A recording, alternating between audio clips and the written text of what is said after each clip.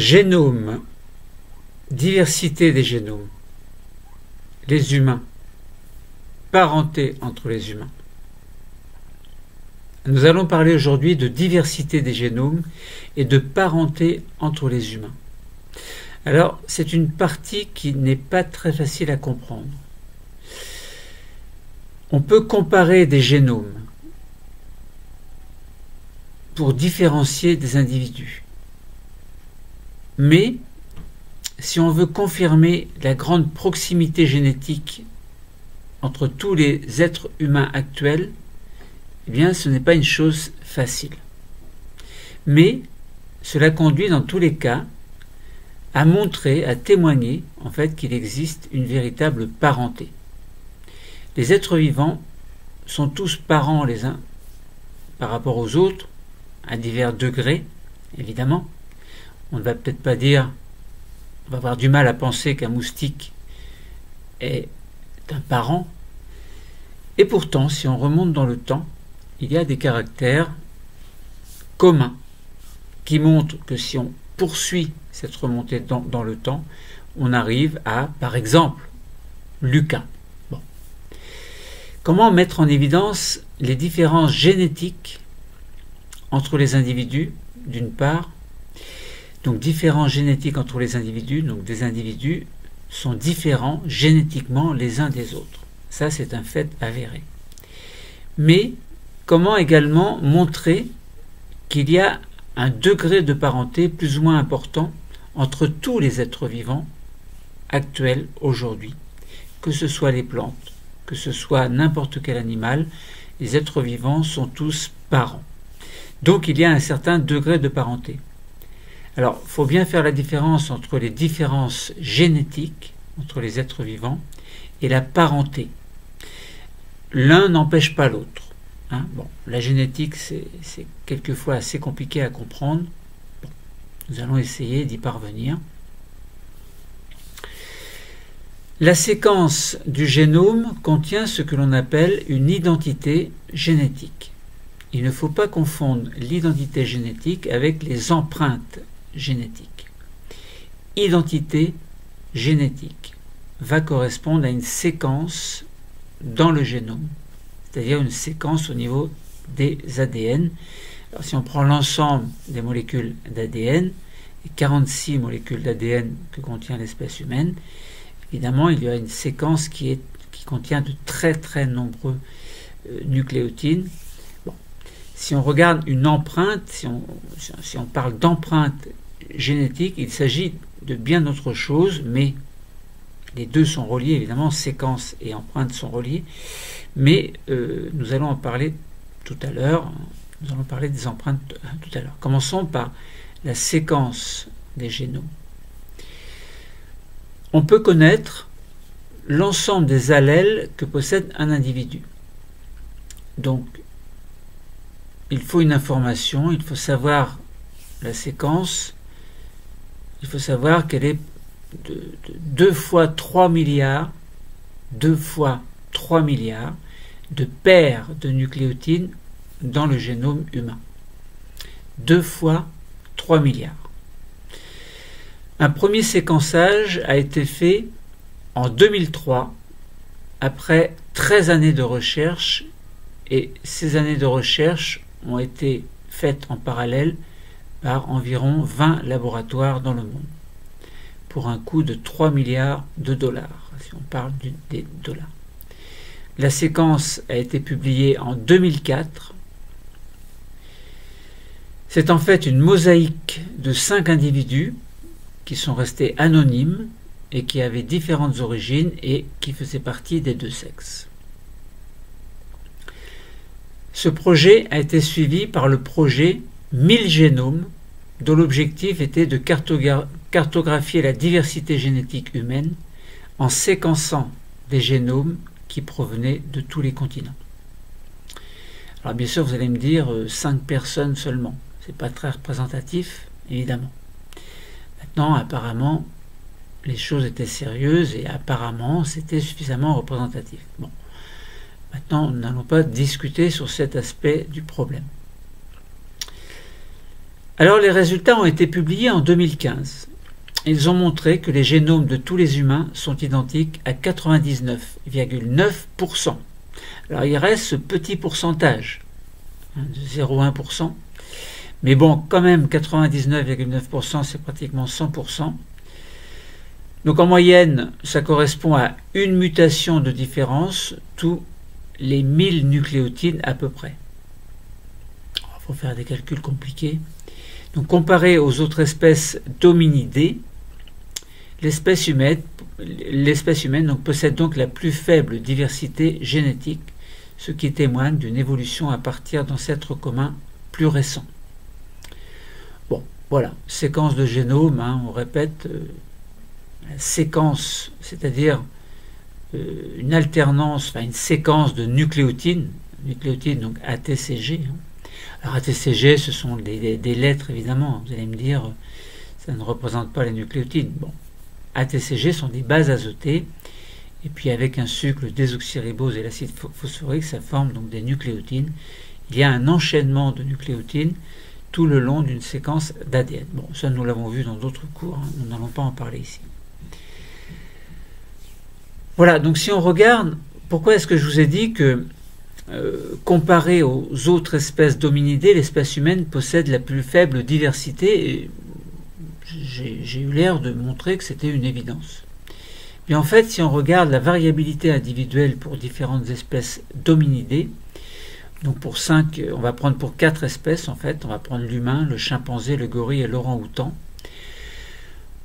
on s'aperçoit que le nombre de nucléotides variable d'un individu à l'autre est assez variable, entre guillemets. Bon, il y a des grandes différences. Par exemple, pour l'humain, on a 3 10 puissance 6, alors que chez le chimpanzé, on a 5 10 puissance 6, gorille 6,5 10 puissance 6 et 9,3 10 puissance 6 pour l'orang-outan. Donc la taille du génome de ces 4 espèces est très proche, soit environ 3 10 puissance 9 paires de nucléotides par génome haploïde. Haploïde, c'est-à-dire si on n'a pas le cas diploïde, c'est-à-dire 2 fois les chromosomes, donc 2 fois le matériel génétique.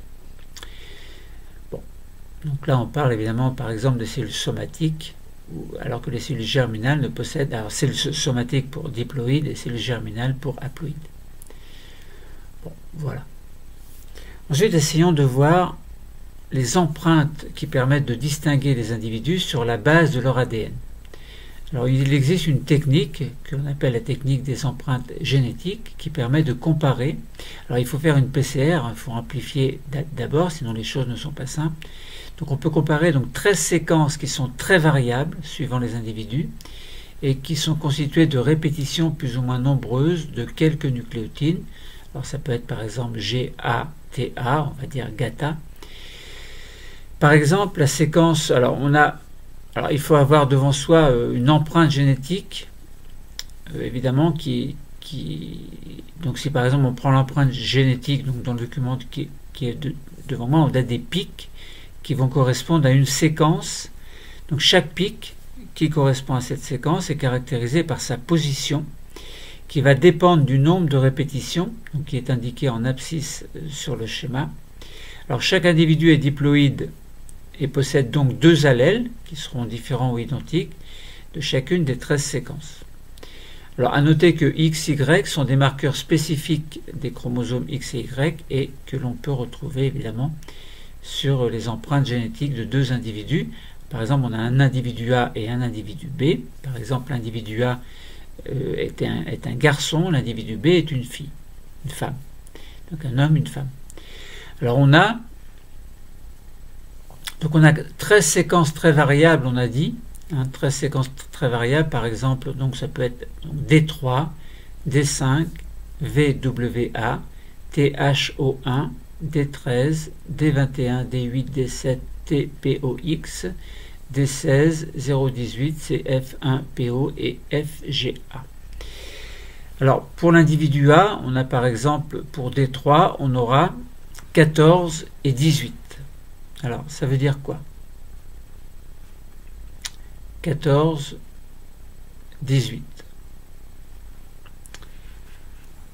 Alors, si on regarde, alors, je cherche, par exemple pour le marqueur D3, donc on a marqué 14, 18, bon, si imaginons, on prend le marqueur D3. L'individu A possède un allèle avec 14 répétitions γ et un allèle avec 18 répétitions γ. Alors que pour l'individu B, il y a un allèle avec 13 répétitions γ et un allèle avec 15 répétitions γ. Si on prend un autre marqueur, par exemple le marqueur D8, l'individu A possède un allèle avec 10 répétitions γ et un allèle avec 14 répétitions γ. Alors que l'individu B, lui, il sera homozygote pour cet allèle avec 11 répétitions γ. Donc statistiquement, on peut dire qu'il va être improbable que deux individus en fait possèdent la même combinaison de marqueurs. Alors voilà, on peut raisonner de différentes façons en raisonnant et essayer de rechercher l'ancêtre commun, ce qu'on fera pas pour l'instant, mais si on regarde au niveau des marqueurs, eh bien cette technique des empreintes génétiques consiste simplement à comparer après amplification par PCR, donc ces 13 séquences qui sont évidemment très variables selon les individus, et il est très peu probable que deux individus possèdent la même empreinte génétique. Alors, donc, si on reprenait un autre exemple, par exemple D7 donc, est localisé sur le chromosome numéro 7 et contient environ, entre 5 et 16 répétitions γ, soit 12 allèles différents. Et en considérant la paire de chromosome numéro 7, il y aura 78 combinaisons possibles. Si on applique ce même raisonnement aux 13 séquences choisies, le nombre de combinaisons va dépasser très largement plusieurs milliers de milliards, ce qui rend peu probable la possibilité que deux personnes aient une même empreinte. Très très peu probable, parce qu'on obtient vite un nombre qui dépasse même le nombre d'humains sur Terre. Bon, une empreinte génétique, pas plus qu'une empreinte digitale, ne peut donner d'informations sur les caractéristiques de l'individu. Bon, une séquence de nucléotides, c'est une chose, l'empreinte, c'est autre chose, mais ça ne donne pas forcément l'individu en lui-même, donc du moins sa caractéristique. Bon, voilà, ce sont des choses assez compliquées à comprendre. Je vais vous en reparler après, tout à l'heure, donc je vais vous parler un petit peu simplement de l'exploitation de profils d'ADN multiloculaires dans le cadre d'une enquête policière donc nous allons parler de pouvoir de discrimination. Donc il s'agira tout simplement de profils d'ADN à analyser. Bon, autre chose, c'est que l'ancêtre commun le plus récent de tous les êtres humains actuels est réel ou pas réel. Bon, c'est compliqué, si on remonte l'origine des espèces, on obtient le fameux Lucas. Bon, l'ancêtre commun le plus récent de tous les êtres humains actuels, c'est qui? Est-ce qu'on peut lui donner un nom, lui donner une identité, lui proposer une séquence, proposer une séquence du génome et puis une empreinte génétique? Bon. Il y a un paradoxe. Alors, il vous faut trouver une illustration du processus de ce que l'on appelle la coalescence. Processus de coalescence. Il y a un paradoxe. Chaque individu a deux parents. Il a évidemment 4 grands-parents et on va doubler à chaque fois. Donc le nombre d'ascendants d'une personne va doubler évidemment à chaque génération. On procède au même raisonnement pour chaque personne et on aboutit à un nombre vraiment invraisemblable. Donc pour résoudre ce paradoxe, il faut considérer que les arbres généalogiques individuels se réunissent, c'est-à-dire que nous sommes tous cousins à un degré plus ou moins important, et donc on parle là de processus de coalescence. Il existe des modélisations mathématiques qui vont montrer que cette proximité entre les humains actuels est tout à fait probable, sans remonter aux origines de l'humanité. On définit ainsi l'ancêtre commun le plus récent, et on va dire ACPR. Donc c'est le premier individu que l'on retrouve dans l'arbre généalogique de tous les humains actuels en remontant dans le passé. Alors, comment est-ce qu'on fait pour déterminer à quelle génération on trouve l'ACPR? Eh bien, il faut trouver la puissance de 2 qui va correspondre à l'effectif de la population. Par exemple, pour une population de 1000 individus, il faudrait 10 générations environ pour trouver l'ancêtre commun le plus récent. Car 2 puissance 10 égale 1024, soit environ 1000. Alors, on peut proposer une activité pratique et donc on procède à une approche simplifiée évidemment et on considère une population d'effectifs constants au cours du temps dans laquelle les probabilités de reproduction sont équitablement réparties et on ne distingue pas les sexes. Il faut dans un premier temps tracer 2 rangées de 6 points et chaque point va symboliser un individu. Puis on va commencer par le point en bas à gauche et à l'aide d'un dé, on va tirer au sort pour les associer aléatoirement 2 individus de la même génération, de la génération précédente, représentant ses parents. Et puis on va répéter le processus pour tous les points de la même rangée. Puis on va recommencer pour tous les points de la seconde rangée qui ont des ascendants et ainsi de suite. Une fois les associations faites, on peut rechercher s'il existe un ancêtre commun à tous les individus de la génération la plus récente. Bon, voilà. Il s'agit là donc d'un tirage au sort des parents, puis tirage au sort des grands-parents, et recherche de l'existence, enfin, d'un ACPR. Bon, il s'agit là d'une modélisation de la recherche de l'ancêtre commun le plus récent, qui concerne ici, pour simplifier, une population de 4 individus. Bon, c'est très simple, donc il faut voir pour ça les travaux de J. Chang en 1999.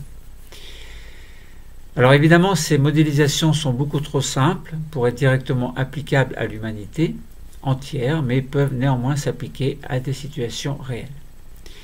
Plusieurs recherches ont été réalisées pour améliorer ce modèle, simplifié en prenant en compte l'isolement des populations humaines, les migrations, la consanguinité et la croissance de la population. Elles montrent que toute l'humanité partage une ascendance commune au cours des derniers milliers d'années. Voilà, donc on peut s'amuser aussi. Donc, alors on a essayé de distinguer les approches, donc différentes approches. Les approches, si on regarde du point de vue des séquences ou du point de vue des empreintes, ce sont 2 choses différentes mais qui révèlent quand même une certaine identité par rapport à la personne.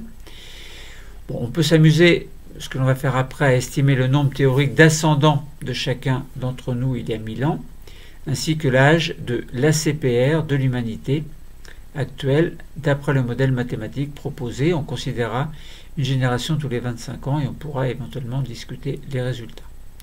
Alors attention à ne pas confondre ACPR avec les premiers représentants de l'espèce humaine. Ce n'est pas tout à fait la même chose. Alors en l'an 1000, la population de la Terre était d'environ 300 millions d'êtres humains. Donc on voit que là, on a très largement dépassé ce nombre. Donc, essayons de comprendre d'une autre façon, un petit peu mieux, les choses. Donc on dit qu'il y a une diversité des génomes et une certaine parenté en même temps entre les humains. La diversité allélique entre les génomes humains individuels permet de les identifier et par comparaison de reconstituer leurs relations de parenté. Alors, on peut apprendre que les génomes portent en eux-mêmes les traces de l'histoire de leurs ancêtres. Ces traces vont s'altérer avec le temps, mais vont permettre néanmoins de remonter à un grand nombre de générations.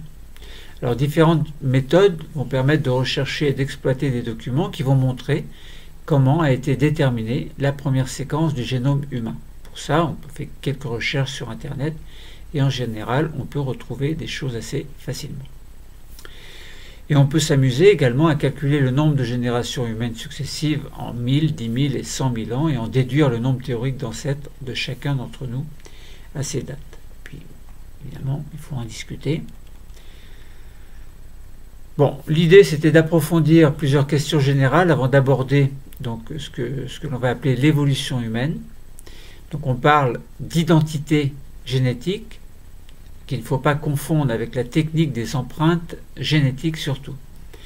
La modélisation de l'ancêtre commun le plus récent va initier la réflexion sur un degré de parenté entre les êtres humains. Alors, certains documents que vous allez pouvoir vous procurer sur Internet vont pouvoir reprendre quelques informations générales sur ce que l'on appelait le projet de séquençage du génome humain. Alors, les valeurs présentées concernant la ressemblance entre les génomes sont importantes à prendre en considération, évidemment. Elles montrent que d'un point de vue global, les humains sont très proches entre eux et s'opposent ainsi à la notion de race humaine. Il ne faut surtout pas parler de race humaine, parce qu'on a parlé tout à l'heure de 99,9% d'identité. Donc ça veut dire que l'humain forme vraiment une espèce à part entière. Donc la diversité entre humains est plus faible que celle qu'ont les chimpanzés entre clans, par exemple. Et pourtant, bon, les génomes se ressemblent quand même un petit peu. Donc l'identité génétique que l'on peut définir sur une va reposer sur une information qui est beaucoup plus vaste que celle utilisée communément pour établir ce que l'on appelle les empreintes génétiques.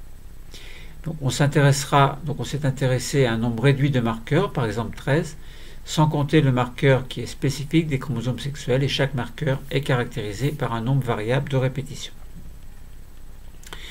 Donc je voudrais vous reprendre l'exemple de lecture d'un résultat dont je vous ai parlé tout à l'heure, parce que ce n'est pas forcément facile à comprendre. Si on prend par exemple le marqueur D3, donc parmi les 13 marqueurs que l'on avait sélectionnés, donc on avait dit que l'individu A possédait un allèle avec 14 répétitions GATA et un allèle avec 18 répétitions GATA. Donc voilà, donc on a une première différence concernant le marqueur D3 et l'individu A. Si on regarde l'individu B, il possède un allèle avec 13 répétitions GATA et un allèle avec 15 répétitions GATA. Si on prend maintenant le marqueur D8, pour l'individu A, il possède un allèle avec 10 répétitions GATA et un allèle avec 14 répétitions GATA, alors que l'individu B, lui, possédait pour un seul allèle, donc homozygote, avec 11 répétitions GATA. Donc on voit là qu'avec seulement deux marqueurs, il y a déjà des différences importantes. Et rien qu'avec ces deux marqueurs, retrouver la même chose chez un autre individu n'est pas forcément une chose commune, une chose facile. Il faudrait faire, à mon avis, beaucoup de recherches.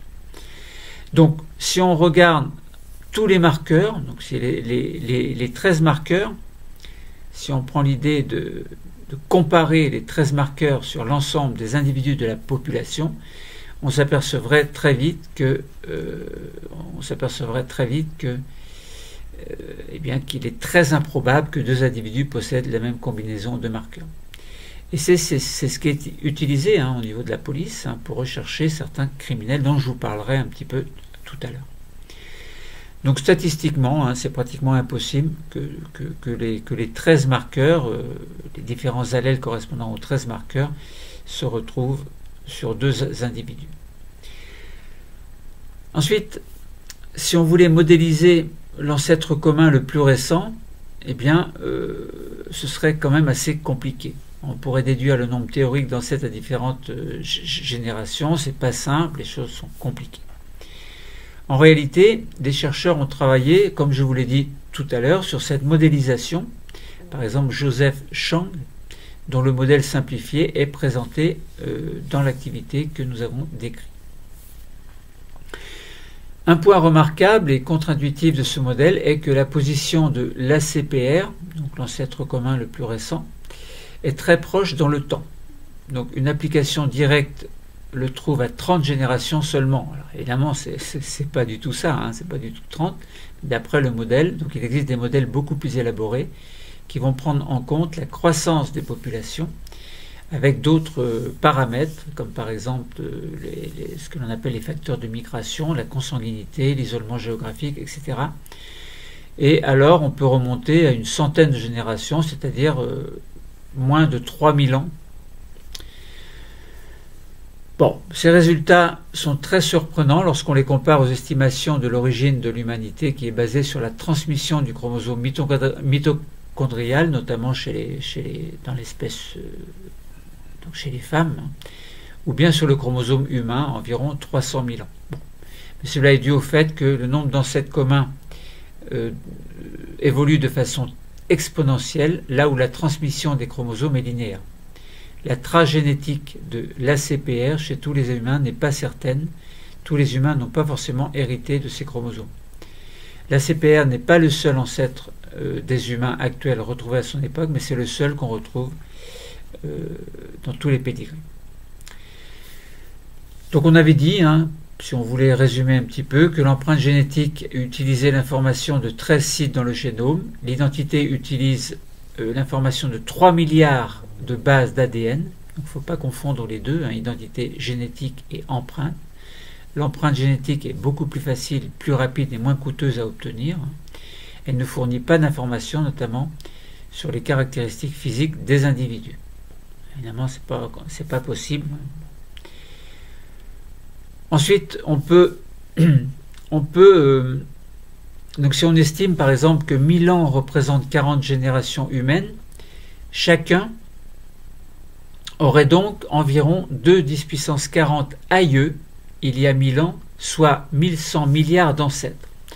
Alors c'est complètement aberrant. Ce nombre est largement supérieur à la population mondiale, et ceci s'explique par le fait que beaucoup d'aïeux sont en fait une seule et même personne, comptée plusieurs fois, et ce phénomène est connu sous le terme d'implex. Bon. Maintenant, si on considère que l'humanité actuelle est d'environ 8 milliards à 9 milliards d'êtres humains, 33 générations environ seulement, soit 825 années, suffisent à trouver l'ACPR. 2 10 puissance 23, en effet, est égal à beaucoup d'années. Bon, on dépasse 8 milliards, très largement les 8 milliards. L'âge de 825 années semble trop proche dans le temps pour être réaliste. Évidemment, c'est complètement aberrant. La modélisation ne prend pas en compte l'isolement géographique des populations, la croissance variable de la population humaine dans le temps. Elle suppose une égale probabilité de reproduction de tous les êtres humains au cours du temps. Toutefois, l'histoire, depuis l'époque antique avec les invasions, les commerces d'esclaves, les vagues migratoires, etc., réduit l'isolement des populations, ce qui rend ce modèle très pertinent. Donc voilà. Maintenant, je vous ai dit, donc j'aimerais bien vous parler un petit peu d'une chose que l'on appelle l'exploitation de profils ADN multiloculaires dans le cas d'une enquête policière. On parle de pouvoir de discrimination également. Alors, il s'agira donc de profils d'ADN à analyser. Alors, on peut considérer, je vous prends un exemple. On prend donc 5 empreintes construites génétiques proposées qui sont réalisées dans le cadre d'une enquête policière relative à un crime. Alors, un échantillon scène de crime a été préparé. Alors, il faut considérer par exemple les 13 marqueurs. Il faut aligner les 13 marqueurs. Pour ça, vous devez vous procurer sur Internet le document correspondant. Donc je disais, donc, on a un échantillon scène de crime qui a été préparé à partir d'un peu de sang, dont la présence sur le sol a été révélée par le luminol, qui émet une lumière bleue en présence d'hémoglobine et dans certaines conditions évidemment. Pour la victime elle-même, on a procédé les scientifiques ont procédé, la police scientifique en fait a procédé à un prélèvement sanguin pour les suspects et pour les suspects à un prélèvement des cellules buccales. On avait 13 loci de STRS plus AMEL pour la détermination du sexe. Donc on a analysé ici les 13 loci et donc c'était des marqueurs adoptés par le FBI aux USA pour constituer le support de la banque de données que l'on appelle CODIS en fait, pour laquelle sont stockées de nombreuses empreintes génétiques de personnes qui ont été impliquées dans les affaires judiciaires. La plupart des pays européens n'en exigent que 10. Voilà, alors on regarde, on a un profil correspondant à la scène de crime, un profil correspondant au suspect A, puis au suspect B, un autre profil, au suspect C, au suspect et à la victime. Et on s'aperçoit que si l'on regarde donc, tous ces marqueurs, on s'aperçoit que le profil de la scène de crime correspond au profil du suspect C. Alors comme on a dit que la probabilité que deux individus aient la même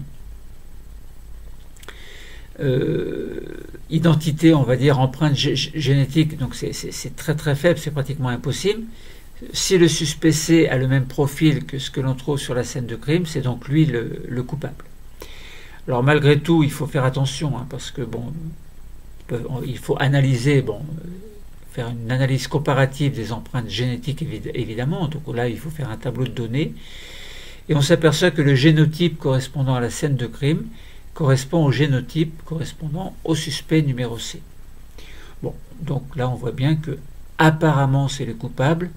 Maintenant le sang récupéré sur le sol appartient à un homme et non à la victime qui est une femme.